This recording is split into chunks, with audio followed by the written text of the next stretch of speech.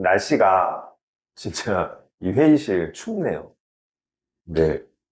우리가 오래 앉아서 지금 열띤 리허설을 했잖아요. 네. 그런데도 불구하고 추운 것 같습니다. 대표님께서 썰렁한 농담 하셔가지고 사무실이 더 추운 것 같아요. 인정하겠습니다. 네. 그래서 오늘은 이제 저희 사무실에서 열띤 이제 리허설을 한 이유가 있잖아요. 이제 제가 주제를 들고 왔는데 이제 도수치료라는 주제예요. 그러니까 이 부분이 사실 사람들이 많이 궁금해 하기도 하고, 그리고 도수치료를 받으신 분들도 궁금해 하시겠지만, 받기 전에도 궁금하거든요. 왜냐하면 이게 비용이 또 비싸기도 해서, 그래서 이 부분에 대해서 이제 저희 쪽에 상담도 많이 들어오니까, 대표님께서 이 부분에 대해서 오늘 자세하게 네, 설명을 좀 해주셨으면 좋겠어요. 네, 그래서 이제 첫 번째 질문은 도수치료에 대한 보험금 지급 기준이 무엇일까요? 기본적으로 도수 치료는 실손보험에서 그냥 지급이 되는 항목입니다. 다만 실손보험 세대 구분이 나눠져 있는데요. 3세대와 4세대 실손보험부터는 비급여 3대 특약이라는 특약이 가입되어 있어야만 도수치료에 대해서 보상이 가능합니다. 근데 일반적으로는 3, 4세대 실손보험 가입할 때 비급여 3대 특약을 같이 가입하기 때문에 그런가? 하고 너무 신경은 안 쓰셔도 될 것 같아요. 그래도 이런 부분이 있다는 걸 저는 처음 알아서 이제 다른 분들도 이 영상을 보시고 꼭 그래도 있는지는 확인을 해보셨으면 좋겠네요. 네, 그래서 이제 두 번째 질문은 보험금 청구 절차에 대해서도 한번 설명해 주실 수 있나요? 보험금 청구는 정말 쉬워요. 도수치료 같은 경우에는 아주 큰 병이 걸린 건 아니기 때문에 기본적으로 진료비 계산서 정도만 뽑아서 보험사에 청구하셔도 받을 것 같아요. 또는 뭐 어떤 질병으로 치료했는지 정도는 나와 있어야 되니까 진료기록부 정도 더 받으면 더 좋을 것 같습니다. 맞아요. 저도 예전에 한번 치료를 받아보니까 그 진료 기록부에 이제 저의 그 코드가 필요하다고 말씀을 하시더라고요. 그래서 이제 그 부분 때문에 서류를 제출했던 기억이 나요.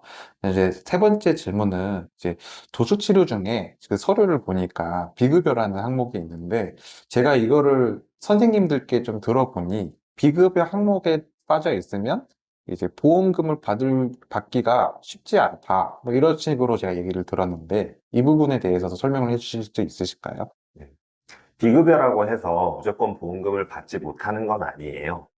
기본적으로 비급여 항목의 치료는 건강보험공단에서 재정 지원을 하지 않는 것인데, 그러나 도수치료는 우리나라에서 이미 여러 차례 입증되고 검증된 치료법으로서 기본적으로 실손보험 보상이 가능합니다. 다만 비급여라는 말은 말 그대로 보험금이 많이 나간다는 뜻이거든요. 그러니까 도수치료를 너무 많이 받게 되면 그때부터는 보험사에서 치료 효과를 따져서 지급을 거절하는 일이 생기게 됩니다. 아, 그러니까 이게 보험금을 청구를 그럼 거절당할 수 있는 요인 중에 이게 한 가지에 속할 것 같기도 한데, 그럼 이거에 대해서도 사실 억울하신 분들도 있으실 거고, 이거를 악용하시는 분들도 있어서 사실 이거를 또 법으로 제정하기가 좀 쉽지가 않을 것 같아요. 그래서 이런 상황을 그럼 피하려면은 몇 가지 생각이 나는데, 대표님께서 이제 손해사장사니까 이제 조언을 조금 부탁드려도 네. 괜찮을까요? 네. 사실 이런 도수치료를 악용하시는 분들은 사실 거의 없으실 거고, 대부분 제가 들어보면, 나 이 치료하지 않으면 또 금방 아파져서 내가 내 몸을 잘 알아서, 계속 난 주기적으로 치료해야 돼. 라는 분들이 많으신데요. 우선 이 도수 치료로 인해서 많은 보험금이 나가기 때문에 지금 보험회사는 이걸 깐깐하게 보는 게 현실이라고 한다면 좀 주의하셔야 될 점을 제가 지금부터 말씀드릴게요. 기본적으로 도수 치료도 하나의 치료법이지만 보험회사에서는 이게 근본적인 치료법인지 직접적인 치료법인지를 많이 따져봅니다. 그러니까 예를 들어서 내가 어디 골절을 당해서 내 관절이 잘 움직여지지 않는 상황이라고 해볼게요. 그러면 처음에 너무 많이 다친 상태에서 이 정도밖에 안 움직이는데 의사 선생님께서 진찰을 하고 도수 치료를 10회 정도 필요하다라고 처방을 했다고 가정할게요. 그러면 그리고 나서 받는 10회에 대해서는 보험금을 절대 못 받을 일이 없습니다. 그런데 이런 10번의 치료를 통해서 만약에 나의 각도가 이만큼 개선됐다고 해볼게요. 그러면 치료 효과가 있는 거죠? 네. 그러면 보험금을 받게 되는데 전혀 문제가 없는 거예요. 그럼 그 10번을 받고 나서 다시 한번 의사 선생님하고 진료를 통해서 우리 각도가 이만큼 좋아졌는데 앞으로 더 10번 치료받으면 요만큼까지 거의 정상에 가깝게 나올 것 같으니까 우리 치료를 해봅시다. 이렇게 진단받고 치료하면 아무런 문제가 없는 거예요. 이렇게 결국에는 중간중간 객관적인 의사의 검사를 통해서 효과가 확인되는 경우에 보험금 분쟁을 예방할 수가 있습니다. 이 설명을 예시를 들어줘서 주시니까 저희가 한 번에 딱 이해가 되는데요. 이 점 말고도 사실 주의해야 할 점들이 좀 많을 것 같아요. 이거를 미리 예방할 수 있는 방안에 대해서도 이제 설명을 좀 해주셨으면 좋겠어요. 음. 현실적으로 도수 치료를 계속해서 받는 것이 근본적인 치료에 해당하는 경우에는 사실 그렇게 많지 않아요. 그래서 현실적인 저의 조언은 도수 치료를 너무 많이 짧은 기간에 받게 되면 보험회사가 현장 심사를 통해서 지급을 거절하게 되는 경우가 발생할 수 있으니 이 치료의 횟수를 좀 제한하고 또 의사 선생님과도 근본적인 치료법에 대해서 좀 충분히 얘기를 해볼 필요가 있다고 보입니다. 네, 오늘 도수 치료에 대해서 알아보았는데요. 이제 현장 심사 나올 때 저희 도움받을 수 있는 부분이 있을까요?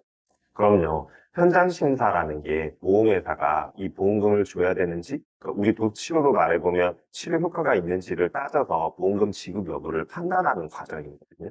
이 과정에서 기본적으로 조사는 보험회사 쪽에서 하는 건데, 손해사정사 선임권이라는 제도가 생겨서 이 현장 심사 안내 문자를 자세히 읽어보시면 손해사정사를 선임할 수 있다는 안내 문구가 있을 거예요.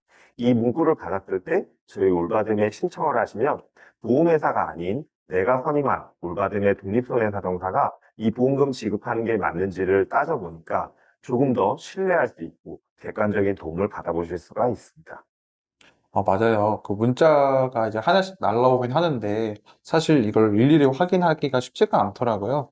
그래도 저희 영상을 보시고 문자 메시지를 받게 된다면, 저희 올바듬에 와서 이제 대표님께서 항상 맨날 상담을 하시는 부분이니까, 이제 저희 쪽에 찾아오셨으면 좋겠습니다.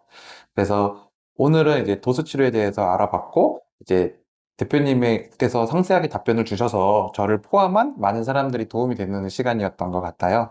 이제 다음 시간에도 많은 분들이 궁금해할 주제를 가지고 찾아올 테니까요. 다음 편을 또 기대해 주셨으면 좋겠습니다. 그러면 저희는 이제 여기까지 하겠습니다. 감사합니다. 네, 감사합니다. 도움이 되셨다면 구독과 좋아요 부탁드리겠습니다.